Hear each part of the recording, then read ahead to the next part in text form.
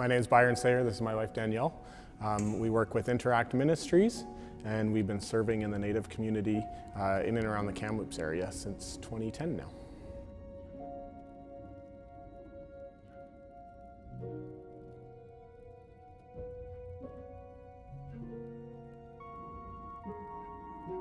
So it was just through a course of a long time ago now. It feels like forever ago, but just kind of, we were at a point where we were just praying and trying to figure out where God was taking us next in life and looking at the gifts He'd given us and what our passions were. And we always loved working with youth. We loved working, I have a background working in recreation. And so with that, and then we started volunteering, doing some youth conferences back in Alberta and kind of getting our toes wet in there and praying through that. And that's really where our heart started to grow for the need that there was in the Native community and the unique way that God had gifted us that we felt would be an appropriate place to serve. And said yes once and kind of snowballed after that. Highlights from this year, it's been a weird year. It's been a really weird year. So I would say some of the things that did go well was a lot of the smaller scale discipleship. I mean, we couldn't do the big stuff. So we couldn't do the youth conferences and stuff like that. So spending a lot more time one-on-one, one-on-two, one-on-three, just small scale stuff, really going deep with a smaller group. We also saw a few of the men in our fellowship really start to change the way that they see the world and see their faith, and just more outward thinking. It's always been a lot of what can the church give me, what can the community give me, what can the band give me, and we're starting to see a shift to how they can serve and spread the gospel themselves, which has been really exciting and cool, because that's never been the case in the fellowship that we serve in. So I'd say that was probably the biggest highlight, and then of course getting it to be able to do the big youth conferences again here this weekend, and this is our second one now. So after not seeing all those kids that we got to get to know over the last 10 years from all over BC, and the youth leaders as well too, they just get together and encourage each other. Those have been a couple of the highlights for me. Some of the challenges have just been,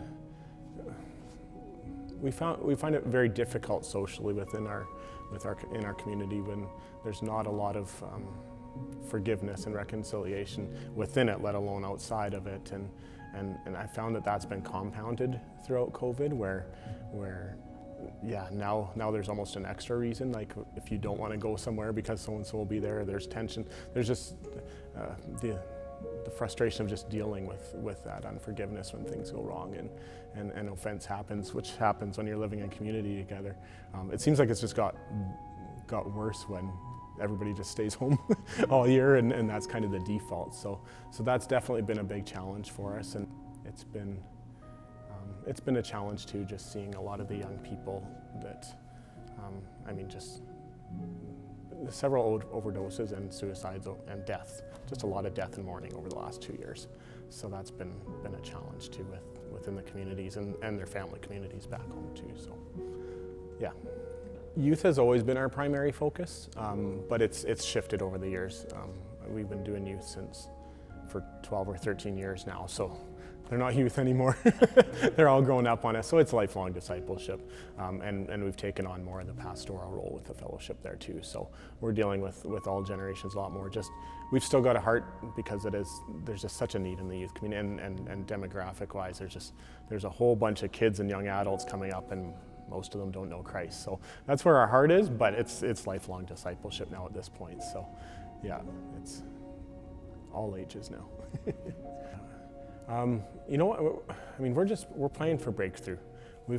There's so many in our community that have come to know Christ and have started a relationship with Him, but it's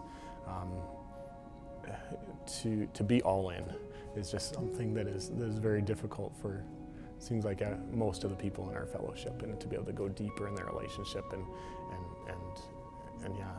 have it impact all areas of their life, right? Instead of adding Christianity to what they know and do already, and just piling it on, to have to have the Holy Spirit just move through them and change their lives, and be able to, that's the biggest prayer need right now, is just to see that breakthrough.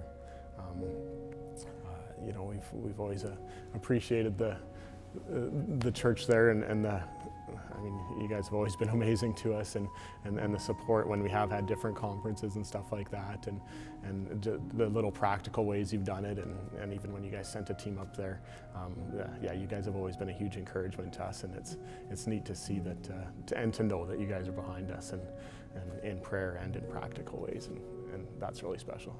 Just that God would continue to give us a vision as well as those in the community, and that we could that if we could kind of pray to that end and be able to mobilize them. They're all excited and ready to move, and we're kind of at that stage where we're just waiting on God to show us, those next steps. So that'll be a big one. So just, praying through that and praying that we understand that, where we can best continue to serve and be an extension of the church body there, and what that looks like short term and long term.